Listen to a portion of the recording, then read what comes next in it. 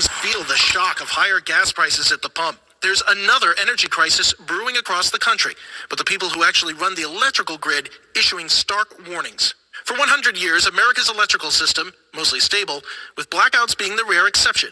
But when they do happen, they can have exceptional consequences. It's now to the Philippines, which has declared a year-long national energy emergency in response to Iran's blocking of the Strait of Hormuz. There's still no official petrol rationing in place, but some Sydney service station operators have started implementing their own with caps on how much you can spend at the bowser. And right now, the only thing rising faster than the price of fuel across the city is anxiety and anger among drivers. It comes as some petrol stations in our cities, as you say there, start limiting the litres that customers can buy. Those kinds of restrictions previously limited to regional areas, but clearly spreading despite assurances from the government that petrol supplies are the same as before the crisis. But the supplies are far from stable. Asian economies are being forced to resort to extreme measures.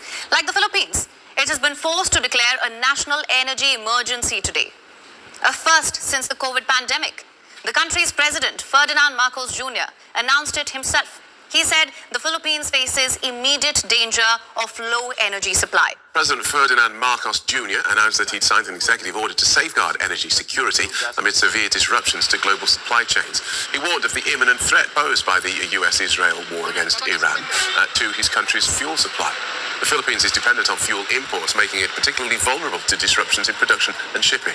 In Japan, Prime Minister Sanai Takaichi has ordered the release of national oil reserves to stabilize supply and prevent domestic shortages. Tokyo is also coordinating with global partners to tap into joint stockpiles, signaling just how seriously advanced economies are treating the supply shock. Shalom. Before I get on with this video, I want to give all praises to Yahweh Ba'ashim Yahweh Shai, double honors to the apostles and elders of Great Millstone. May Yahweh Bahashim Yahweh Shai's peace be bestowed unto you, hopefully elect. The brother Yahweh call from Great Millstone, Orlando.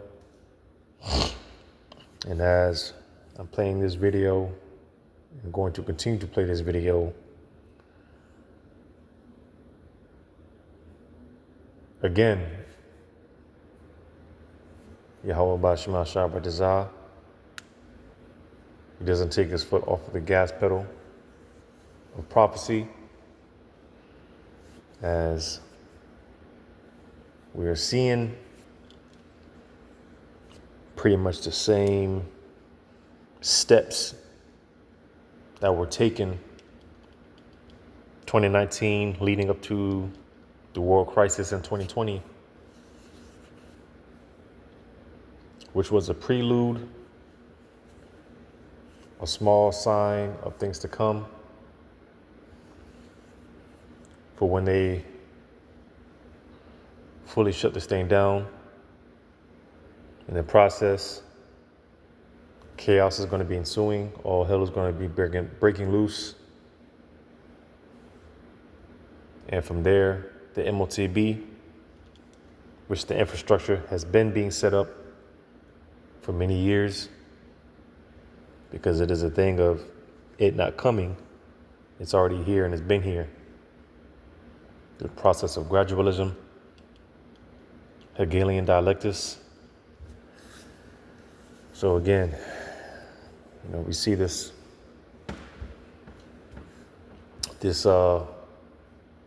familiar narrative for another lockdown, more shutdowns, as this tension in the so-called Middle East is rising, and it appears,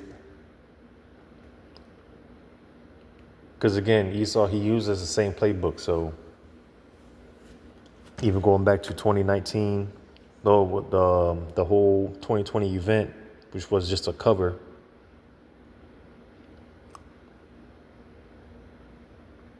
it was just a cover to cover the fact that, Esau's fuck ups, pretty much, it was just a cover for how bad the economy is. It's the same blueprint. And this time, the tensions in the so-called Middle East appears to be that narrative, that boogeyman, that cover, as we see if you're paying attention, and that's why I'm playing this video, is spreading like wildfire with these lockdowns and restrictions and things of that nature. So again, Lord willing, this is it. But we're going to continue to play this video. To secure the adequate amount of petroleum products that is needed nationwide in Japan, we began releasing private sector petroleum reserves on March 16th, and will start releasing national reserves from this week, March 26th. Furthermore, the release of jointly held reserves with oil-producing countries is also scheduled to begin within March. Well, across Asia, the impact of the Iran war is unfolding in real time. Apart from the Philippines and Japan, countries across Asia are reeling under the fuel supply shock due to the Iran war. In Vietnam, fuel prices are surging sharply, adding pressure on households and businesses. Sri Lanka is once again facing power cuts as shortages deepen. Pakistan is also facing a similar crisis, where a severe LNG shortage is raising fears of power blackouts within the next 10 days. Bangladesh has hiked jet fuel costs, raising concerns for aviation and trade. Meanwhile, Myanmar has imposed nationwide fuel rationing, highlighting just how widespread and severe this energy issue has become. India, one of the most critical economic powerhouses in the region, is weathering the situation. The government in New Delhi has said there is no crisis of fuel as of now, as it works to secure India's energy supplies through the Strait of Hormuz. At North Ride, no ride. The billboard's blank, the taps are off, and everyone's feeling a little empty. Oh, it's ridiculous, isn't it? As this fuel crisis starts to stare Sydney in the face. Very worrying. Statewide, 59 service stations tonight sit empty. More than 200 have no diesel, and more than 300 have a limited range of unleaded. At this Shell site in Cromer, fuel rationing. A 50-litre limit with a ban on tanks and cans. Sydney hasn't seen anything like it in any real way since 1979. Bloody ridiculous, mate. Can't believe it. I'm not going to last very long in this car. Some are paying much more. As others hoard at home. Panic buying and stockpiling and petrol hoarding. Call it what you will, as many call it out in mock viral videos. You've got to be kidding me, mate. If the energy situation worsens, those restrictions will extend to private vehicles as well. South Korea is also restarting nuclear reactors to raise power generation. And it has eased its own limits on coal use in power plants, a measure it had previously stepped back from on environmental grounds. The crisis forced a reversal. Elsewhere in Europe, Slovenia became the first European Union member to introduce fuel rationing. And then there is Britain. Where most governments are buying time, Britain is using this crisis to accelerate a longer-term shift. The government introduced new rules requiring heat pumps and solar panels in all new homes across England. The message from London is deliberate. The solution to an energy shock is not just more supply, it is less dependence. Experts have called this the largest energy crisis yet. No single tool will be enough to resolve it. And the world's response, fragmented, urgent, and still evolving, makes that perfectly clear. Now a new combination of the latest artificial intelligence data centers and aging power plants is creating a perfect storm, from the big city to the Great Plains. Becoming more of a challenge across the whole eastern part of the United States. Rich Dewey oversees NISO, which runs the grid in New York. Rich, you say the grid is at an inflection point. What does that mean? Really, it's a confluence of a number of different factors. So we're on the cusp of really new technologies coming onto the grid, and it's really got us concerned about our ability to meet reliability for not only for New York City, but for the state as a whole. Dewey says on a peak day, the demand is 32 to 33,000 megawatts. Now they have proposals for 13,000 more megawatts in demand for AI alone, a nearly 50% increase. Because they need, again, for the infrastructure of the MOTB. Like I said, over the years, we've seen the gradualism, that Revelation 13, he causeth all, right? So, as we graduated over the years, 3G to 4G, 4G to 5G, didn't they show us this back in 2020? While everyone was locked down, all these towers popped up out the blue. As they opened society back up, it was a very small form of a new way of buying and selling, as far as the QR codes and things of that nature. Again, all a small prelude. Now this race, this push for 6G,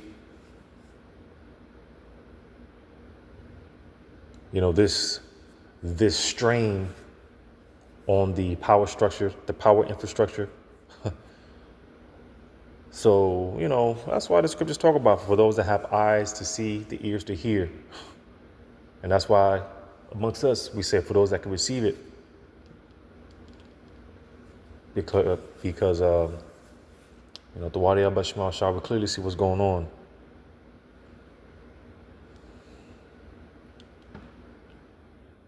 At a time of significant load growth, we're actually retiring more generation that we're building, and that gives us some concerns. New York is connected to about half of the country through the Eastern Interconnection, and Dewey says everyone is talking about the problem. What we're seeing is the story in New York is a very similar story across all the other regions. Another grid operator called PJM handles power in 13 states and D.C. They say they've got the same problems. They're letting new data centers connect only if they bring their own power plants online too, or they have to agree to power down when the grid gets stressed. It's becoming a political hot topic, with protests against new data centers at town halls across the country. And in California, some projects... So it's not far-fetched to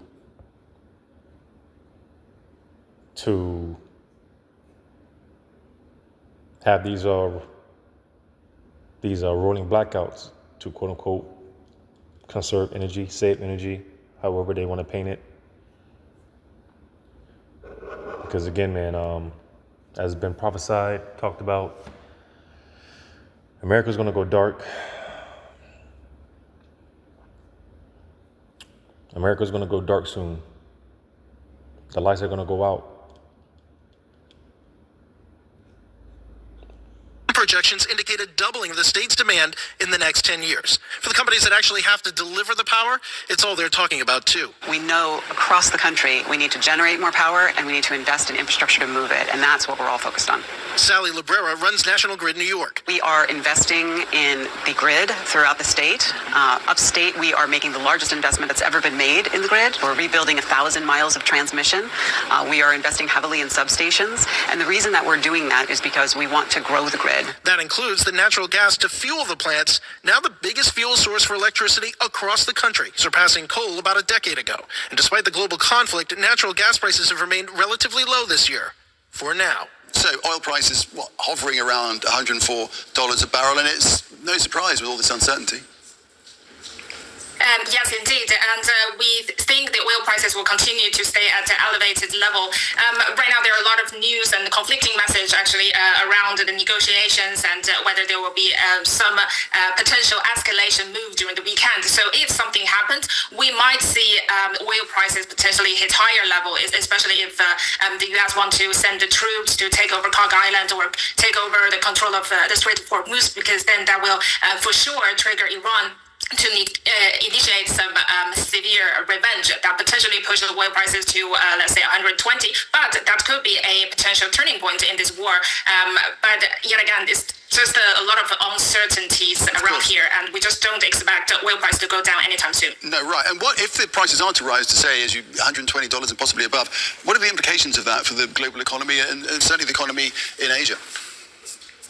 Right. So I think it really depends on what Asian countries we're talking about. For instance, like Japan, they still have a sizable oil inventories and they can continue release from these stockpiles, whereas some other countries like the Philippines, like Thailand, and even Australia, they don't have much oil reserves. So the higher oil prices not only means higher fuel price to them, the pain is for real. Like there's just simply no gas in the station, and probably they need to ground the airlines at some point. So if the war drag along, let's say until mid or late April, we might see some severe implication like civil unrest or some crisis in a humanitarian way. Yeah, because this shit is going to affect everything from traveling, whether it be air travel, even in planes, running out of fuel. Everything's going to be affected by this. All because, pursuant to the prophecy,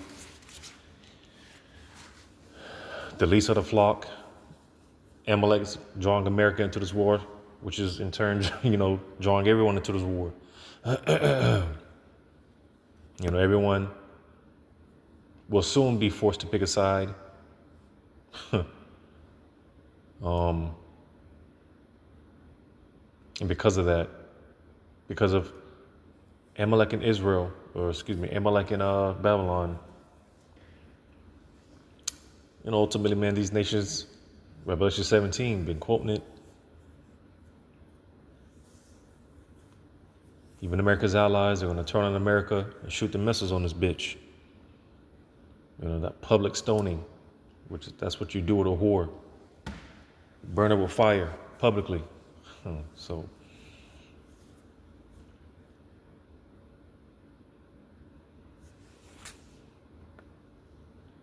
The world is running low on energy. And it is not a gradual decline, it is a shock. A war in West Asia has disrupted the flow of energy like nothing before it. How are governments around the world responding to the challenge? The response has been varied, but it falls into a clear pattern. Some countries are controlling supply, others are capping prices. A few are restricting how energy is used, and one has taken a completely different direction altogether. The first tool is supply control. This means governments stepping in to decide where energy goes and where it does not. In India, the government invoked emergency powers. This tool is rarely used, but it allowed the government to redirect energy supplies across the entire system. Refineries were ordered to maximize production of LPG. To protect that supply, India cut gas allocations to industrial users. Factories came second. Kitchens came first. The government also barred households with piped gas connections from refilling LPG cylinders. India also moved to secure its import pipeline. It expanded its energy supply network from 27 countries to 41. The logic is straightforward. Do not depend on any single region. China took a similar approach, but in the opposite direction. Where India restricted what came in, China restricted what went out. It banned the export of refined fuel, keeping its petrol and diesel within its own borders. Japan took a third route entirely. It released supply it had already held in reserve. Prime Minister Sanai Takaichi confirmed the decision this week. Finally, I do wonder, down the line, once all this is over, will nations be reassessing where their energy comes from and how they get it? I think so. This war has taught really painful lessons to many countries. They understand that they cannot just let other people to control their economy, their energy supplies, etc. So they will rethink about their energy mix and also to restructure their supply chain. For instance, to diversify where you buy the oil and also probably explore other potential energy sources like even nuclear or renewables or back to coal. Of course, and especially with. So again, this is affecting everything. It's going to affect everything and everyone. People are, or nations, countries are limiting, they're restricting what goes out, what they give out, what comes in. People got to look after themselves, man, because rationings, civil unrest.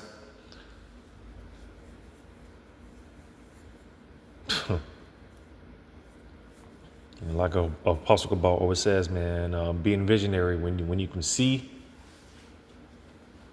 because again, man, here it is, these simple Babylonians, man.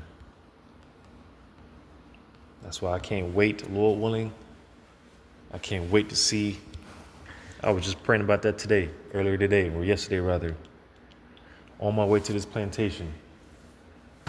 As much as Jake wants to go home, Jake don't want to be here no more and all that stuff, man. But on that same note, Yahweh Bashim Shah, please preserve me. Because I want to see this shit go down. I want to see this shit play out, man. All the people that did brothers wrong. All the enemies of Yahweh Bashim Shah, all these people talking shit. And I want to see these people affected, man. I want to see these people's misery. Lord willing, I want to see how this shit's going to play out, especially with these Americans, man. These simple Babylonians. Walking over here every day, just walking around thinking that they can't get touched. Just proud for no reason.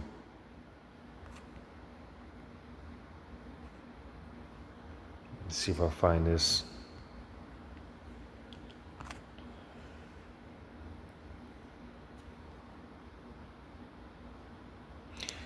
Zephaniah 2.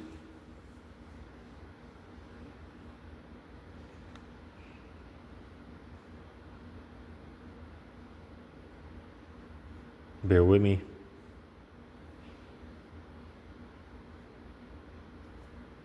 Zephaniah 2 and 15.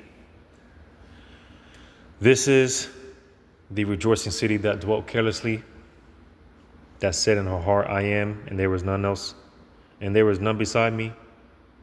How is she become a desolation, a place for beasts to lie down, and everyone that passes by her shall hiss and wag his tail.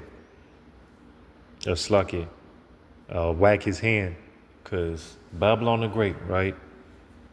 Good old America, right?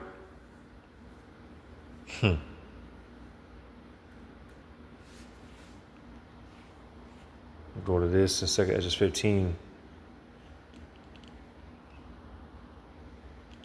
Because again, if you have the vision, what do you think? Rationings is going to lead to food rationings, gas rationings. They might only have enough gas for 500 people. They might only have gas for 500 people. And here it is, you've been waiting 2 hours for some gas. And you know the Lord is cold. Because here it is, you've been in line for 2 hours waiting on some gas.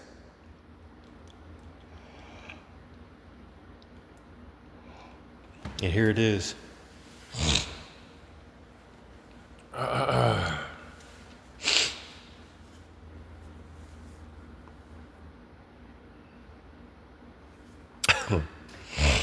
Here it is. They don't have enough gas for 500 people, and you number 501. What you do? You know, what you think is going to happen? How do you think these people are going to react? So 2 Esdras 15.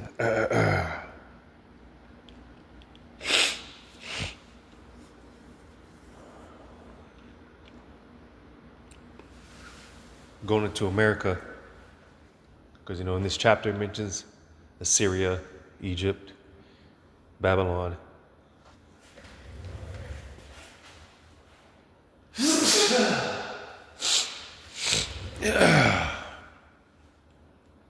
And as I read in what was that, Zephaniah, right? Going into Nineveh, which America is also spiritual Nineveh. Right, the careless city, right?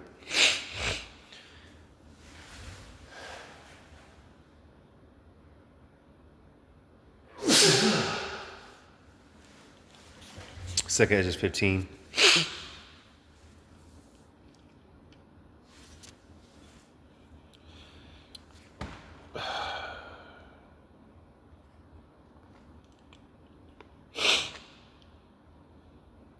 Second Esdras 15.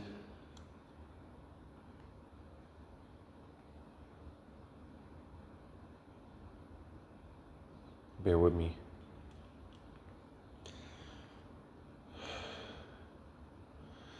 Second Esdras 15.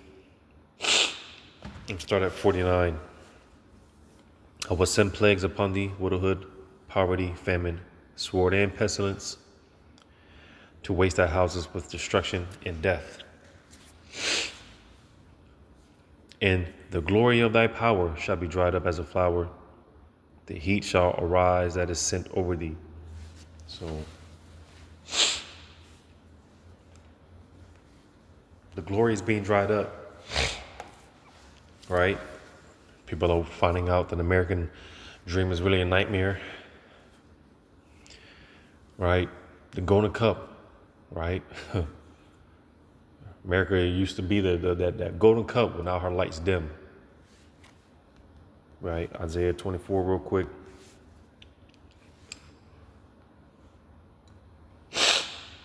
Isaiah 24 and 23. Then the moon shall be confounded and the sun ashamed, when the Lord of hosts shall reign in Mount Zion and in Jerusalem and before his ancients gloriously. So, the sun, the moon, representing wisdom, knowledge, understanding. But just making the point, because like I said, the moon shall be confounded and the sun ashamed.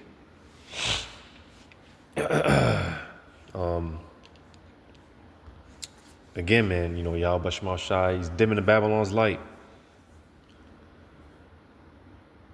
Yahweh Shema Shai, he's going to pull the plug on this place. That's why back in 2 Edges 15:50 again, and the glory of thy power shall be dried up as the flower, and the heat shall arise that is sent over thee. Thou shalt be weakened as the poor woman with stripes, and as one chased with wounds, so that the mighty and lovers shall not be able to receive thee. So I saw this clip, man, this video where a stripper, she was talking about how, hey, a lot of these American troops, man, they hit these strip clubs because they don't want to go to war. They don't want to get shipped out, man. See, again, America is through. Yahweh Shema Shai, he's about to pull the plug on this place.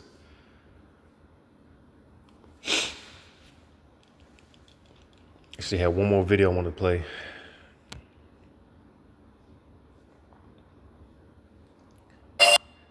Because meanwhile, in the midst of all this, again, here it is. Trump is asking for help. Babylon's allies are like, no, listen, we don't want to get involved with this war. And Trump is basically saying, well, the hell with y'all. Go find your own oil then. So, let's play this quick video by France. Right? Just one of many.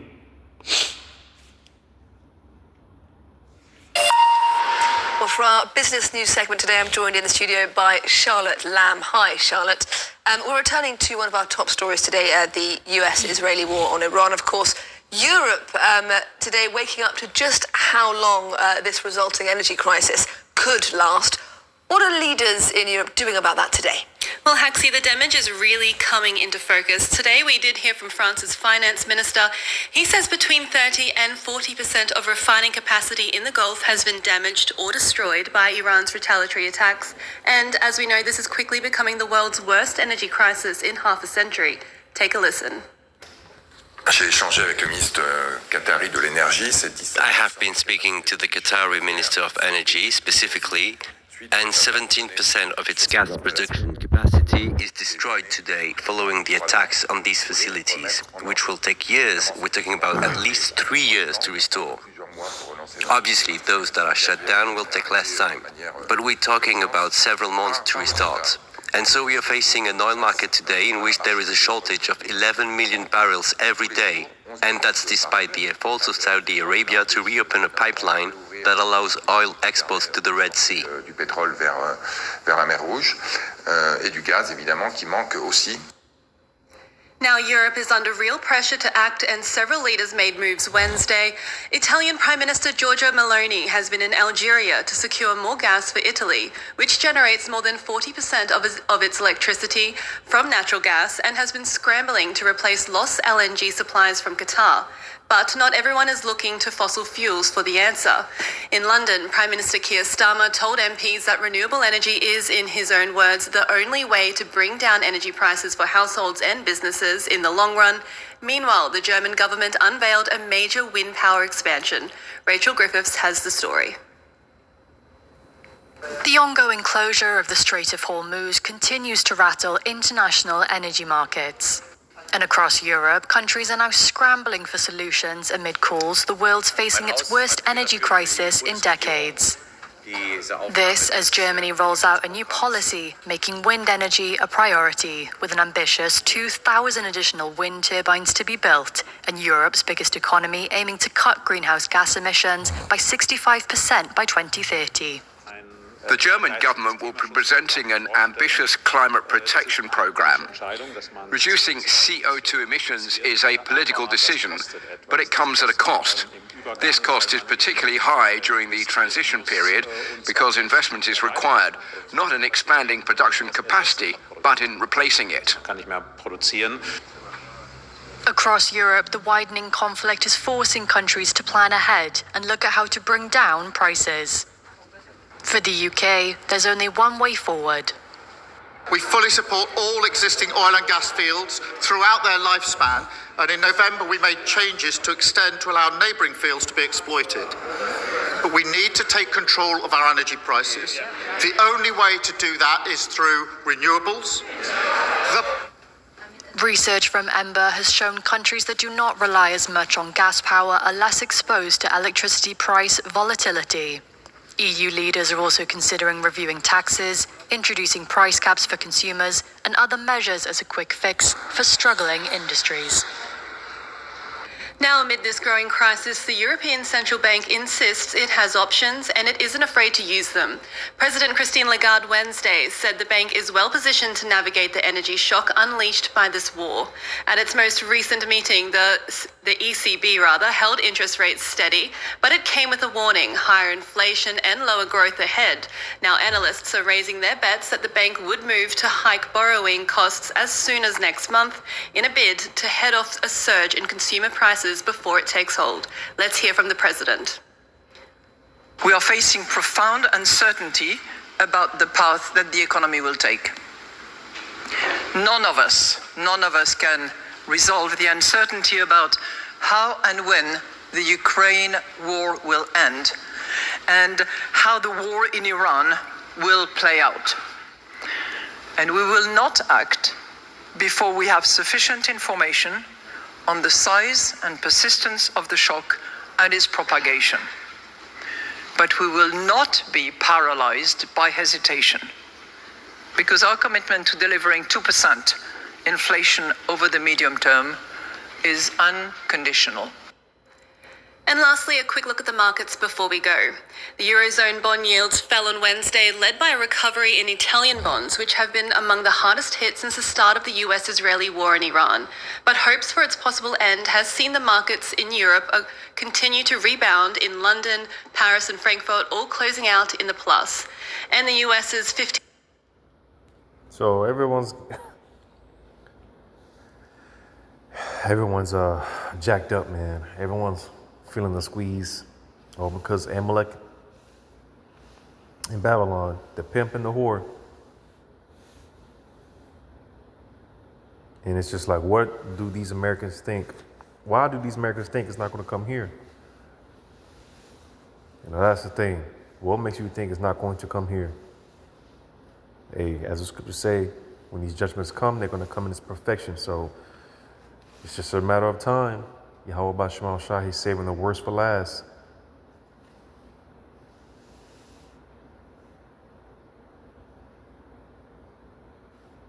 Again, man, Yahweh B'Shem Shah, he doesn't take his foot off the gas pedal of prophecy. So Lord willing, this was edifying. All praise to Yahweh B'Shem Shah. Shalom to you, hopefully elect.